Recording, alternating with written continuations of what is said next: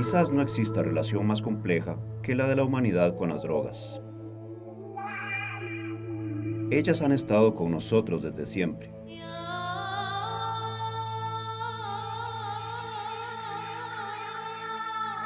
Y están más involucradas en nuestras vidas de lo que nos gustaría aceptar.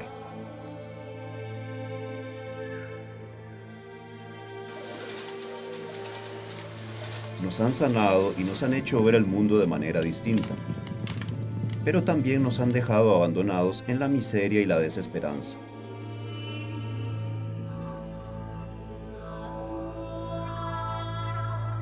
Es un pacto antiguo cuyo precario balance muchas veces hemos respetado, pero que también hemos querido romper. Nuestra vida moderna, que parece estar obsesionada con regresar a una comunión ancestral con ellas, les ha terminado de otorgar un poder sin precedentes. Pero al salírsele de las manos, no ha sabido responder a esto más que con un pánico social. Y sin embargo, la tentación de tratarlas solo como un enemigo a destruir ha terminado a menudo sometiéndonos más a ellas, magnificando sus evidentes riesgos. Y tal actitud es quizás el peor vicio de la cultura, ya que las drogas lo son del individuo. En buena medida, este pánico ha estado mediado por un tabú, que, en plena época de la información, todavía logra nutrirse de una colección de asociaciones vagas y burdos estereotipos. Y cuando nos intoxicamos de ignorancia acerca de las drogas, aparece un síntoma inequívoco. Nos va a costar equilibrar nuestros juicios sobre ellas, en los dos extremos. Con algunas seremos extrañamente condescendientes, mientras que otras serán el enemigo público número uno. Algunas serán algo casi que salido del jardín del Edén para beneficio de la humanidad. Y otras, la maldad pura acechándonos desde nuestro propio jardín para nuestra perdición.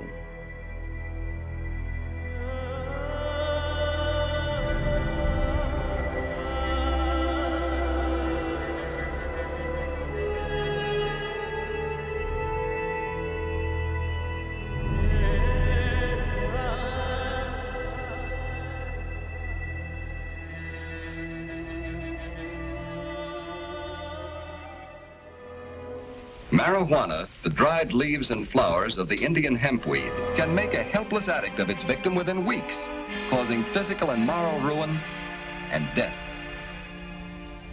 Should you ever be confronted with the temptation of taking that first puff of a marijuana cigarette, don't do it.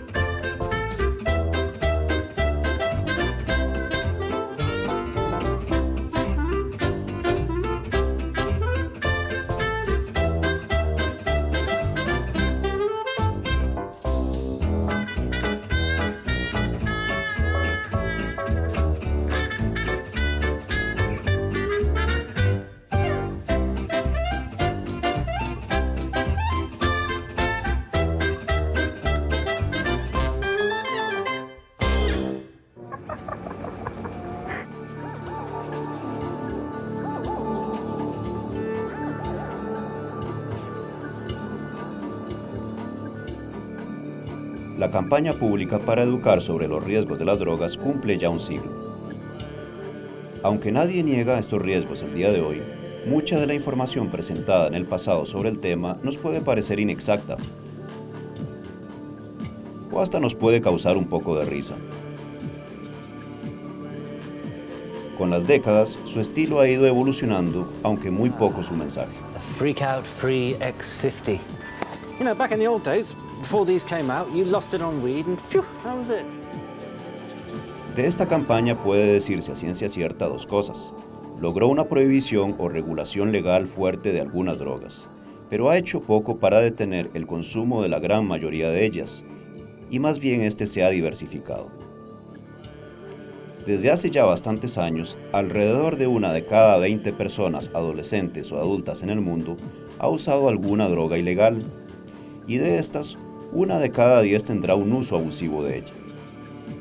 El problema es mucho mayor al tomar en cuenta las drogas legales como alcohol, tabaco o los medicamentos de prescripción. Por lo menos 1 de cada 5 personas adolescentes o adultas en el mundo también las consume de una manera riesgosa para la salud. Parte de la culpa viene de que aún con buenas intenciones, los mensajes se basaron mucho más en generar miedos y prohibir que en educar con buenos datos sobre cada sustancia.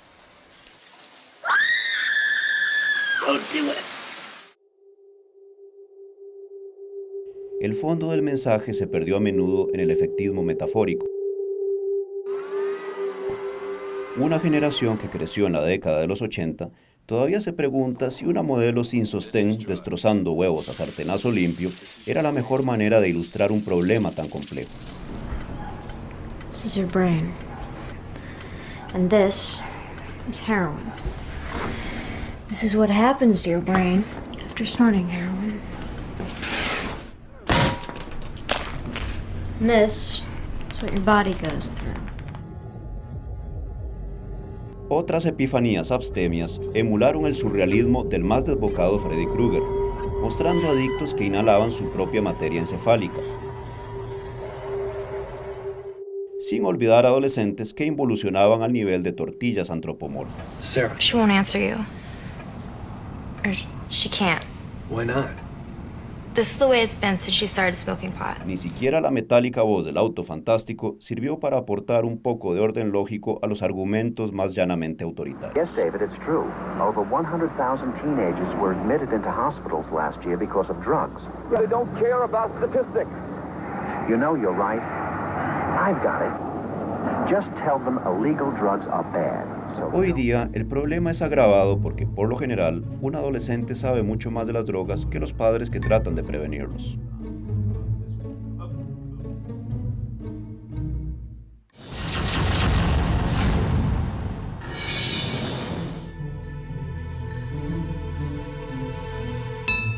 Muchachos, tengo algo importante que decirles.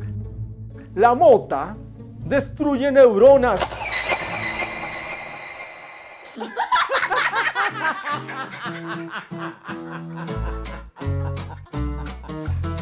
Entonces puede servir también para los síndromes premenstruales, la artritis y para relajarse para usted, don Walter. Y yo le recomiendo, don Walter, que si va a fumar tome mucha agua, sobre todo si fuma crónica, porque eso se pega más de 2 ketos y queda bien tostado, entonces le da una secona. Pero es que yo todavía no entiendo cuál es la diferencia entre bruma púrpura y Buda púrpura. Bien, el Buda púrpura es un híbrido entre índica y sativa, pero tiene más índica, que no se debería de confundir con la bruma púrpura, que tiene más sativa que índica, aunque también es un híbrido. No entiendo.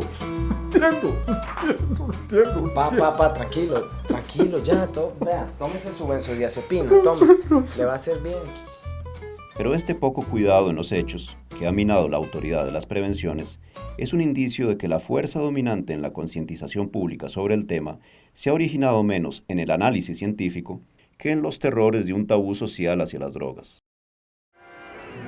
Este tabú lo vamos a entender como una prohibición irracional a investigar y comprender bien la naturaleza de esas sustancias antes de decidir cómo enfrentar sus problemas.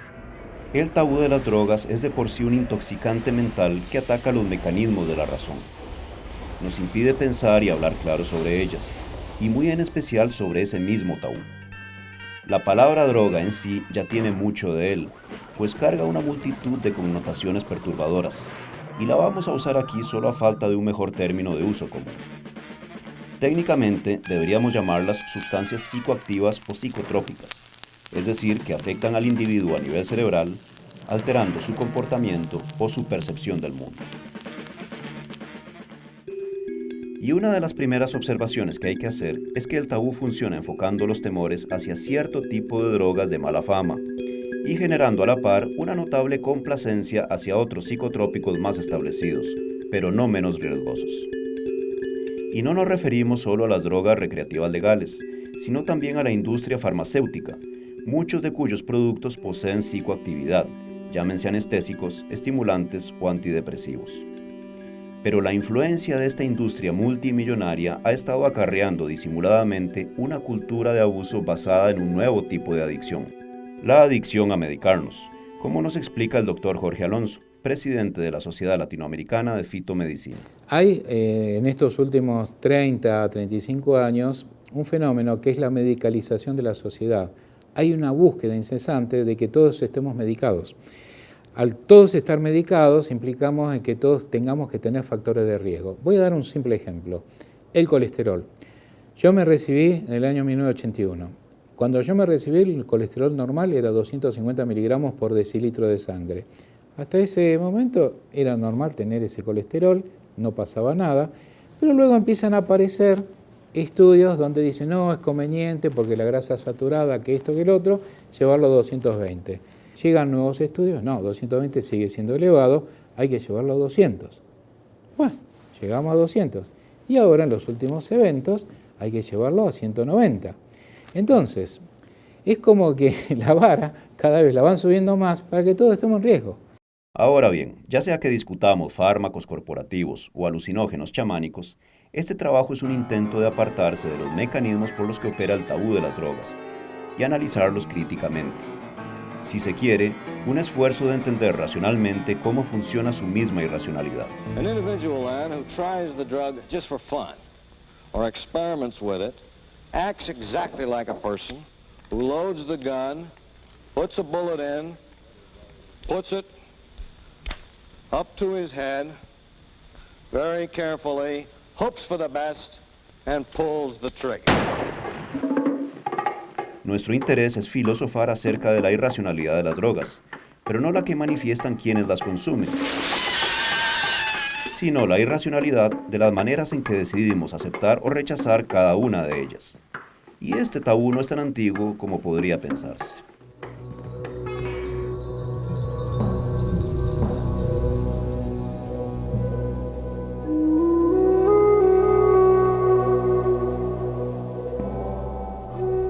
Irónicamente, el tabú de las drogas es una invención del último siglo. La antigüedad habrá tenido muchos tabúes, pero era sorprendentemente práctica en la apreciación de estas sustancias. Y desde las primeras civilizaciones apareció una verdadera farmacia de plantas psicoactivas sin nada que envidiarle a las cafeterías de Ámsterdam. No obstante, los antiguos no clasificaban las drogas como buenas o malas, sino que describían cuidadosamente qué efectos curativos o qué efectos dañinos se podían obtener de cada una según su uso, procurando descifrar cómo aplicarlas correctamente. Su eventual mal empleo era un pequeño precio a pagar por su capacidad única para aliviar las rudezas de la vida de aquel entonces. Esta actitud equilibrada, que podemos llamar la neutralidad moral de las drogas, se consolidó con el médico griego Dioscórides, que fue por 1500 años la máxima autoridad del tema en Occidente. Dioscórides catalogó los efectos medicinales y adversos de unas 600 plantas. Su método no cambió ni siquiera con el psicoactivo más poderoso conocido en la antigüedad, obtenido de una flor que se podía encontrar en cada jardín de la época. A pesar de que la amapola parece algo bien corrongo como para regalar a la abuelita, de la cápsula donde se guardan sus semillas se extrae una savia lechosa que al secarse produce una pasta, que es el tristemente célebre opio. Fumado recreativamente en masa, el opio fue considerado una calamidad social, pero solo muchos siglos después. Para Dioscórides y los antiguos, era solo un medicamento que, de consumirse un poco, aliviaba los dolores más agudos, ayudaba con desórdenes digestivos y producía sueño. pero de tomarse en mucha cantidad causaba letargo, dolor y hasta la muerte.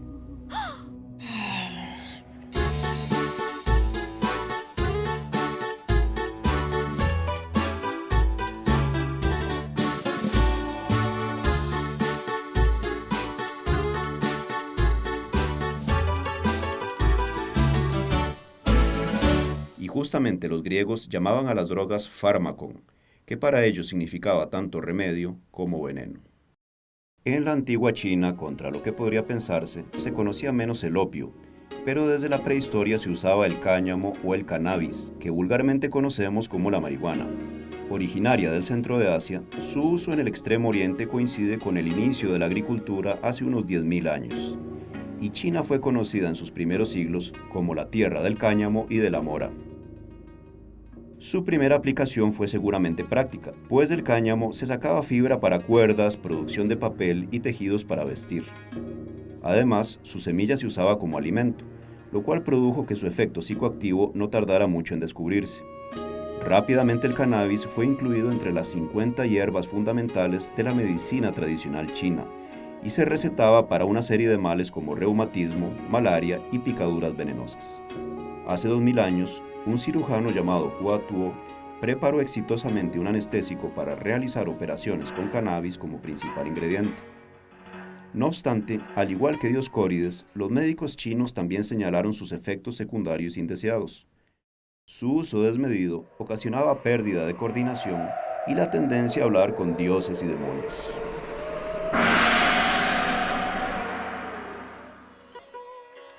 No muy distinta era la actitud en la antigua India.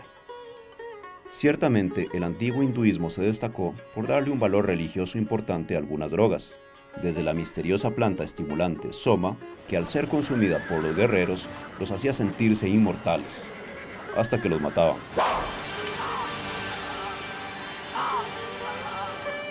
O bien el cannabis, planta asociada al dios Shiva, quien lo consumía en una bebida con leche y otras hierbas, llamada bhang, para darle vitalidad.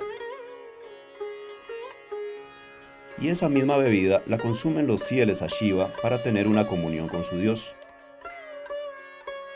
Un poco como los católicos comulgan con Cristo a través del vino sacramental.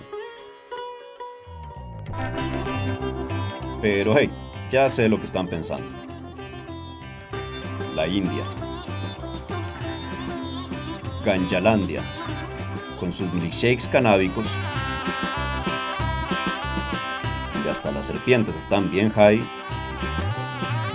y la pureza espiritual y el tamaño del puro van de la mano.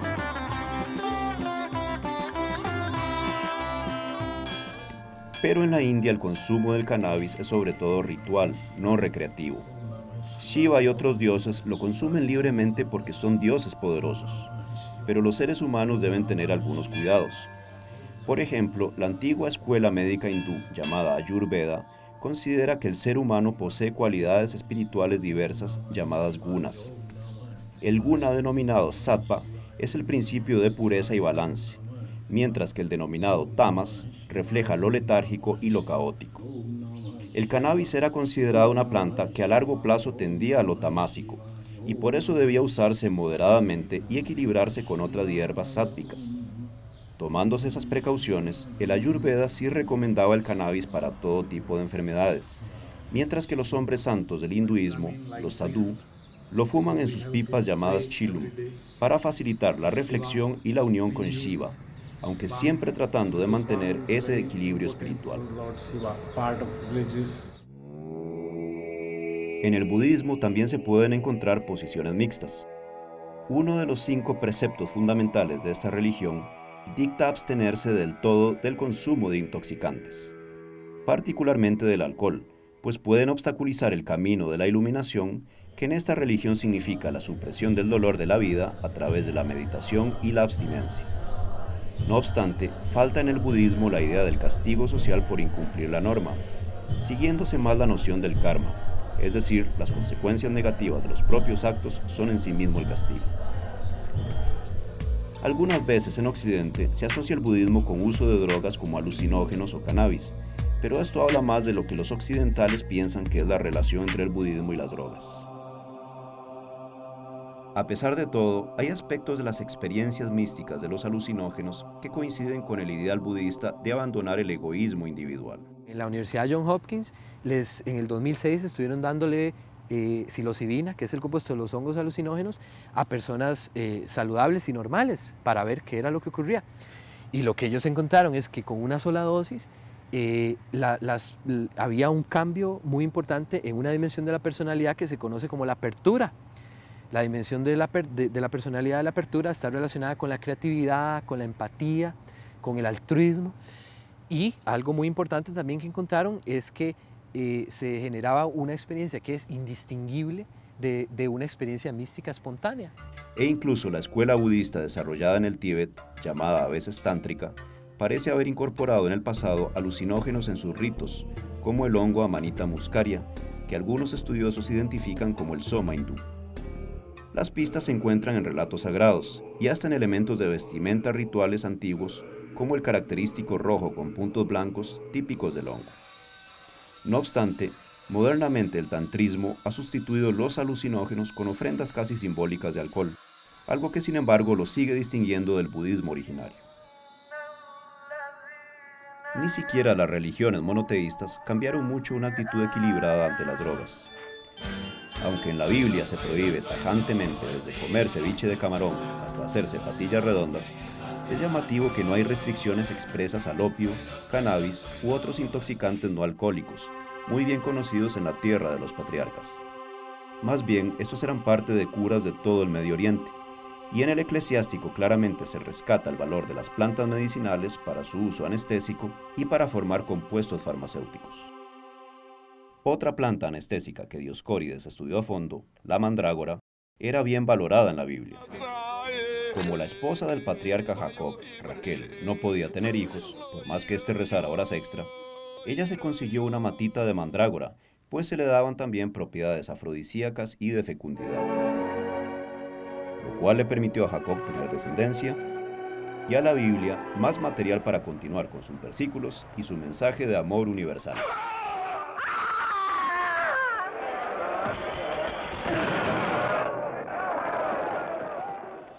Solo hasta mucho después es que se asoció a la mandrágora con la brujería.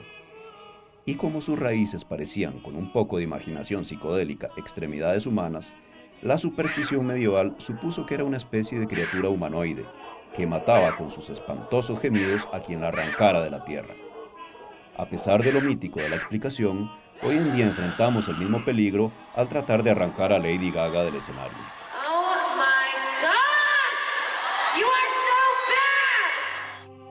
La única droga de la que la Biblia habla de manera abundante es el vino, y quitando la referencia poco halagüeña a alguna que otra borrachera de Noé, comprensible considerando todas sus responsabilidades salvajes, no hay poco más que una recomendación de no tomar en exceso, sobre todo en las fiestas sagradas, si bien el vino era de hecho parte de las ofrendas de los sacerdotes. Hasta en el libro de Proverbios se recomienda el vino para aliviar el dolor y olvidar las penas, y fue considerado por Jesús una bebida sacramental. El Islam ciertamente pide evitar los intoxicantes, pero lo hace en términos prácticos. En el segundo sura, o capítulo del Corán, se reconoce incluso que puede haber provecho en ellos, pero que, eso sí, el daño supera sus beneficios. No obstante, el castigo por su consumo en el mundo islámico siempre fue relativamente suave, y ciertamente no evitó que los mejores médicos árabes siguieran a Dioscórides y recetaran ampliamente opio, cannabis y cuanto psicoactivo encontraran. En general, las religiones monoteístas censuran los intoxicantes no tanto porque hagan malvadas a las personas, sino más bien torpes. La maldad de las drogas es circunstancial. En el peor de los escenarios, se limita a que alguien quisiera aprovecharse de la debilidad mental en que deja a las personas. Alguien como, digamos, el diablo. Quizás se nos diga que el tabú moderno de las drogas tiene sus orígenes en la persecución de esos supuestos servidores de Satán con vocación farmacológica, las brujas y los hechiceros.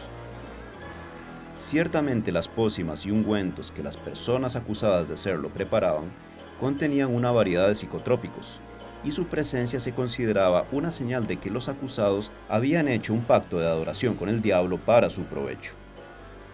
Como se ve, hay cosas que nunca cambian.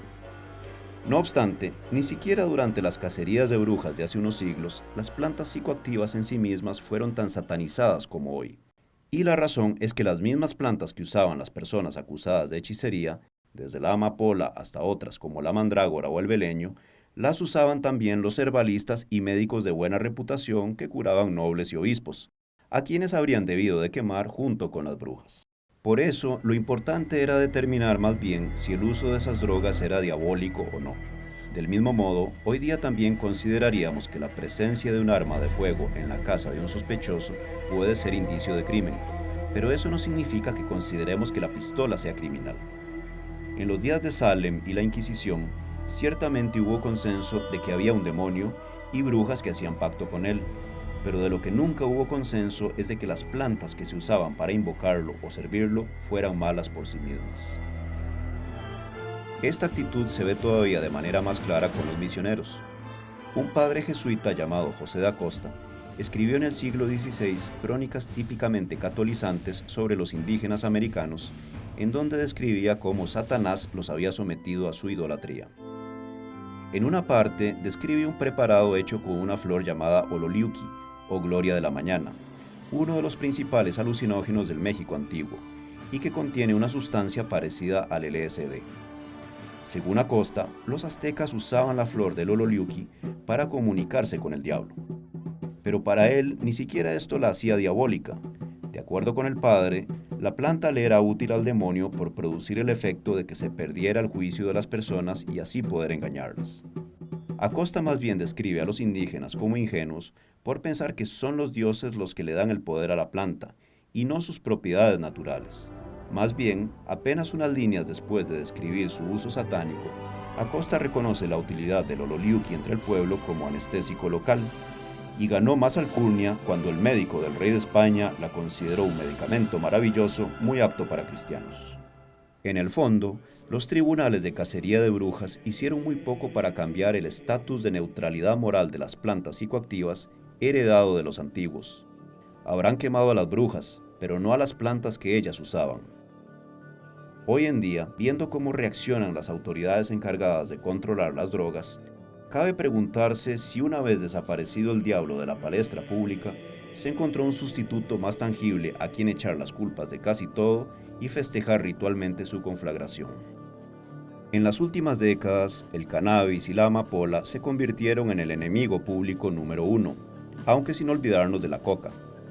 A pesar de que esta planta fue usada por las antiguas civilizaciones andinas como un alimento, un estimulante, un supresor de los mareos, del hambre, de la sed y de la fatiga, y además como anestésico para las intervenciones quirúrgicas, hoy en día la coca conforma con cannabis y amapola una especie de satanísima trinidad botánica que debe exterminarse a la vista.